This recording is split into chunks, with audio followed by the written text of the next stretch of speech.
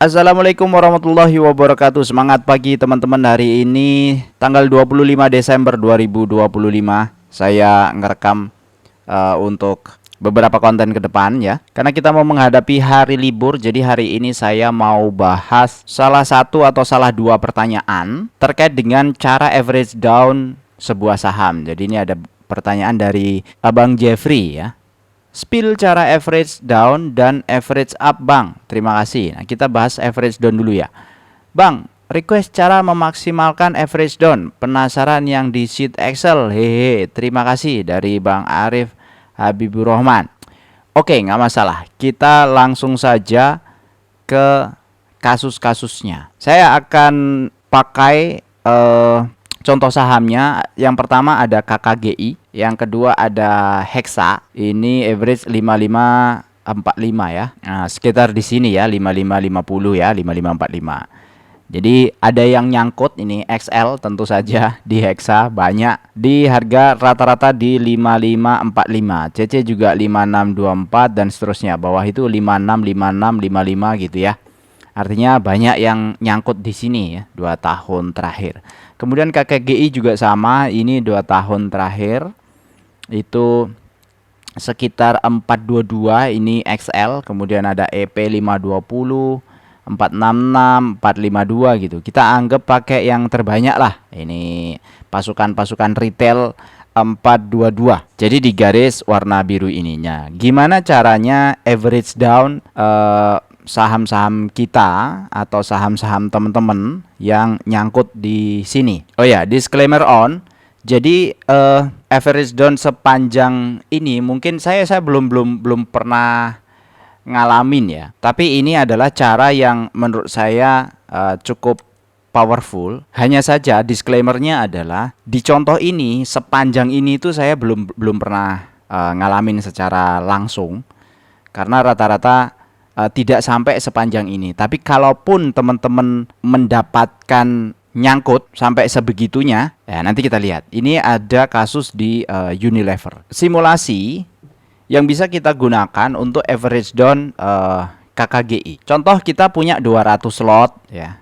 Di harga beli 422. 422 itu setara dengan yang tadi ya. Rata-rata di sini kan 422. Harga sekarang di 326 gitu ya. Jadi udah pasti floating loss 22%. Artinya kalau kita sudah floating loss 22% itu sudah lebih dari 20%. Ini sudah dianggap bearish ya. Nah, pertama yang perlu dilihat adalah lihat harga wajarnya dulu. Apakah sudah menarik untuk di average down atau tidak? Karena kalau dari sisi harga wajar kita tidak bisa melihat itu menarik atau tidaknya, nanti akan percuma. Contohnya misalnya begini, KKGI dan Hexa. Kita lihat di sini, ini saya masukkan Unilever. Ini untuk nanti contoh tren ya. Pertama mengenai Hexa dan KKGI. Kita menghitung harga wajar itu adalah berdasarkan dividen yield yang berpotensi mereka bagikan di periode waktu yang ada. Nah, contoh di KKGI kalau pakai 100% payout ratio dengan potensi EPS tahun ini itu dividennya hanya 3,2%. Sedangkan kemarin bagi 17 itu adalah 5,2 ya. Jadi kita anggap ini bukan 100% tapi lebih dari itu. Anggaplah misalnya 200% gitu ya. Nah, dengan 5,2 sisa 1,1, maka KKGI harganya sekitar yieldnya sekitar 6,3. Kita pakai worst aja lah, nggak sampai 200 misalnya 180. Nah, gitu ya. Jadi 17 plus 2. Ini finalnya nanti 2. Kenapa saya selalu pakai worst case? Karena uang kita itu tidak bisa kita bebankan atau kita taruh atau tanam di satu saham saja, teman-teman. Sehingga kita worst case aja supaya duit yang sisanya, cash sisanya itu bisa kita alokasikan di saham lain yang lebih baik secara potensial yieldnya. Karena 180% payout ratio ini juga lumayan tinggi ya. Sehingga kita ngelihat harga sekarang itu normal atau tidak nih 326. Di harga wajarnya 206. Jadi kondisinya sebenarnya masih ada up down berpotensi sebesar 36%. Kemudian Hexa juga sama nih, harga sekarang 4330. Harga wajarnya berapa? Kalau dihitung 4111. Kenapa seperti itu? Karena EPS-nya, ini EPS masih kuartal 2 ya, karena Hexa itu tahun takwimnya itu ngikutin tahunnya Jepang. Jadi kuartal 2-nya mereka itu setara dengan kuartal 3-nya kita itu setara kuartal 2. Jadi tahunnya itu Maret April ya. Nah, sehingga laporan dia hanya kuartal 2 dulu, belum ada kuartal 3 dan kuartal 4. Nah, kita masih tunggu nanti, berarti pas waktu closing Desember dia akan rilis laporan keuangan kuartal 3. Sehingga ketika nanti kuartal 3 ini juga berpotensi berubah nih. Yang kita anggap sekarang Rp500 EPS-nya bisa jadi berubah nih ya. Nah, kalau 500 dengan payout ratio 74 itu sekitar 88,5% ya yield dividennya. Terus kemarin yang tahun 2024 Hexa kan bagi 433 kan, atau setara 10%. Jadi kalau sekarang 8,5 kita estimasi itu bukan sesuatu hal yang mustahil. Nah, sehingga yang paling mendekati harga wajar itu adalah sekarang adalah si Hexa. Tapi data kita sebenarnya belum cukup kuat karena dia baru kuartal 2. Jadi itu juga bisa jadi pertimbangan. Nah, pertama itu. Jadi lihat harga wajarnya apakah sudah menarik untuk di average down. Kedua, lihat teknikalnya apakah sudah memungkinkan untuk masuk. Evaluasi trennya kapan terjadi pembalikan arah. Contoh, di Hexa ini masih trennya itu masih tren penurunan. Dia masih di bawah MA 200, masih di bawah MA 50, masih di bawah MA 20. Walaupun ini sudah ada pembalikan arah 2 candle ini ya, tapi ini masih trennya itu masih turun. YU masih selalu buang barang ya. AI ini yang terdekat seminggu terakhir yang buang barang kan KZ sama BK ya. SQBB ditampung oleh XL. Ini luar biasa sebenarnya, investornya XL ini sangat suka sekali dengan namanya Hexa ya. Ya mungkin mereka pada average down. Nah, ini trennya masih turun. Nah, kalau trennya masih turun, belajar dari Unilever. Unilever dari 11.000 turun sampai bottom terakhir itu di 1.100, itu 89%. Ya, bottom 2007 ini. Ini udah berapa nih? 1.600 candle. Artinya dari tahun 2018 sampai tahun 2025. Kalau kita lihat trennya, ini turun terus kan. Nah, cuma kalau dilihat dari sisi harga rata-ratanya di MA 200, ini pernah tembus sebenarnya di MA 200 itu pada waktu pembalikan di Maret 2020 ya. Sempat naik, habis itu turun, naik, turun, naik. Ini sempat tembus nih MA 200-nya. Terus turun lagi ke bawah. Kenapa seperti itu? Itu dari pertama adalah harga wajarnya. Jadi di Unilever harga wajarnya masih wajar nggak dengan harga segitu? Nah, kalau dilihat menurut saya masih belum wajar. Kenapa? Karena potensi yieldnya masih kecil, masih rendah, sehingga dia berpotensi turun terus ya, kinerjanya turun terus. Cuma anomali terjadi di beberapa bulan terakhir. Ini kalau kita amati ya, dibandingkan dengan RSI, ini ada RSI di bawah. Jadi ketika di bawah MA 200, kita lihat RSI-nya, ini kan ada RSI yang RSI bullish ya, RSI naik ya. Kalau nyebutnya oversold nih. Nah, ini ada titik tertinggi, ini ada titik tertinggi ya. Ini cari yang di range 80 ya. Ya kayak gini ya. Ini titik tertinggi, kemudian masih turun. Kemudian ada RSI baru di sini, itu dapat low baru. Jadi titik teratas ini nggak pernah tembus. Ini ada low baru di sini. Kemudian ada low baru di sini. Terus ke sini juga masih nih, masih ini ada low baru. Walaupun ini naik, tapi tetap ada low baru. Di sini sama. Ini terjadi low baru kan? Ini satu low baru di sini ya. Nah, di sini itu terjadi low baru juga sama. Tapi menariknya adalah pada waktu ada RSI terbaru ya, RSI naik dari low baru dari yang teratas ini, harga tertinggi di RSI di atas 80 itu tidak pernah tembus atau tidak pernah close di atas itu. Nah, kemudian Ini kan close di 1835 ya. Ya, kira-kira itu pernah close di atas 1835 itu di sini nih, 1915. Jadi di titik ini itu sudah ada potensi pembalikan arah, sehingga setelahnya ada pembalikan arah ya. Benar-benar dia naik bem. Nah, ini sudah di atas MA 200, sudah di atas MA 50, sudah di atas MA 20.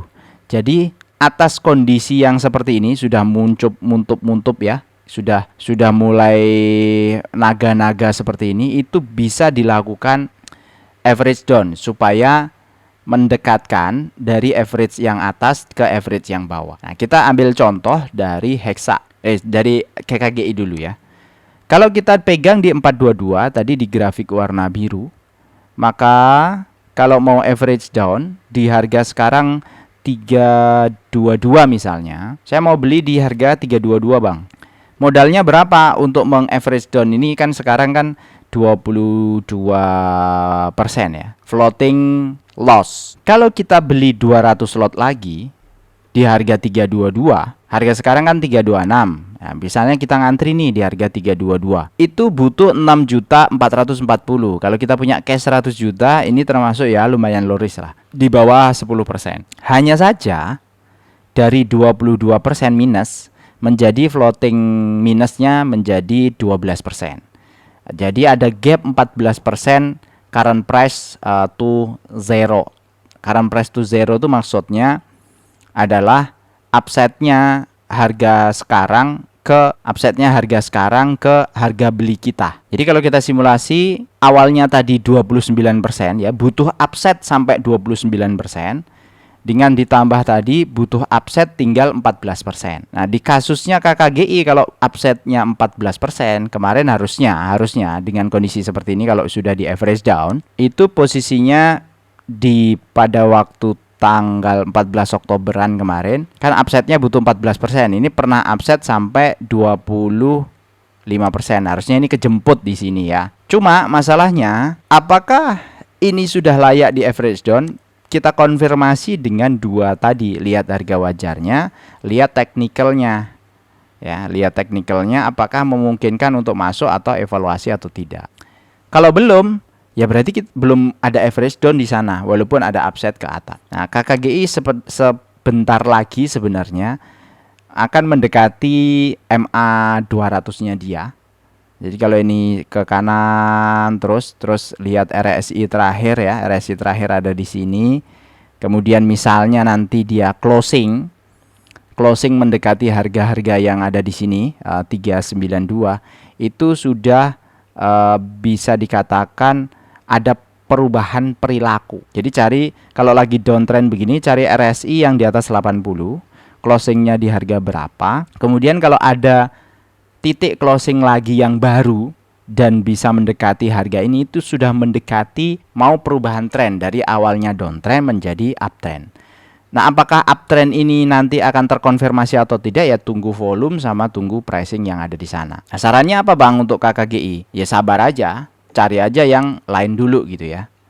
Nah, berapa yang disiapkan? Nah, gini, kalau sekarang floating loss 22%, mau floating loss menjadi 12%, nyiapin sekitar 6.400.000 di harga 322. Kalau nanti ketinggalan gimana? Ketinggalan yang mana? Ketinggalan misalnya pada waktu kayak gini nih naik.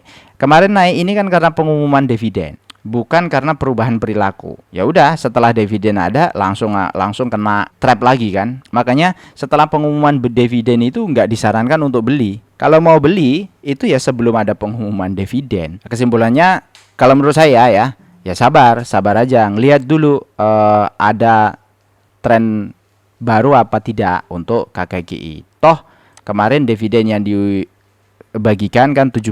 Ini masih ada finalnya lagi nanti di tahun depan. Berarti cashnya di situ mandek dong. Iya. Memang kalau dividen investing memang seperti itu, berpotensi mandek, dan kita nggak berharap dari mendapatkan capital secara cepat dari investasi yang kita masukkan atau kita canangkan di situ. Terus kalau Hexa bagaimana Hexa? Ya sama aja Hexa. Ini masih downtrend semua. Ya, walaupun ada pergerakan seperti ini masih belum bisa terkonfirmasi. Nah, kalau rata-rata masih di 5.500, ya sabar dulu. Tapi bagusnya Hexa, harga rata-ratanya sekarang itu sudah lumayan mendekati harga wajar. Dengan catatan ya, dengan catatan EPS-nya tadi 500. Maka tunggu dulu kuartal 3 paling tidak, atau malah kalau mau tunggu sampai kuartal 4-nya full. Jadi setahun itu fullnya berapa, misalnya full nih 500 nih. Kalau fullnya confirm 500, maka di sini kan ada potensi sekitar 370 nih upside dari kondisi yang ada. Biasanya kan gitu. Kalau dividen itu mau dibagikan, kan nanti dibagikannya berarti Oktober atau September tahun 2026. Sebelum ke sana, karena dia sudah rilis laporan keuangan pada waktu bulan Januari, Februari, Maret, April. April nanti biasanya rilis, April, Mei.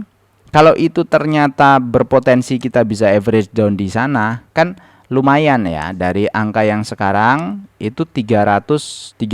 Nah, itu di angka segini nih, 8%-an. Itu lumayan dipakai untuk nanti mengkonfirmasi. Kalau misalnya nih trennya naik ke sana ya, ini udah pembalikan arah.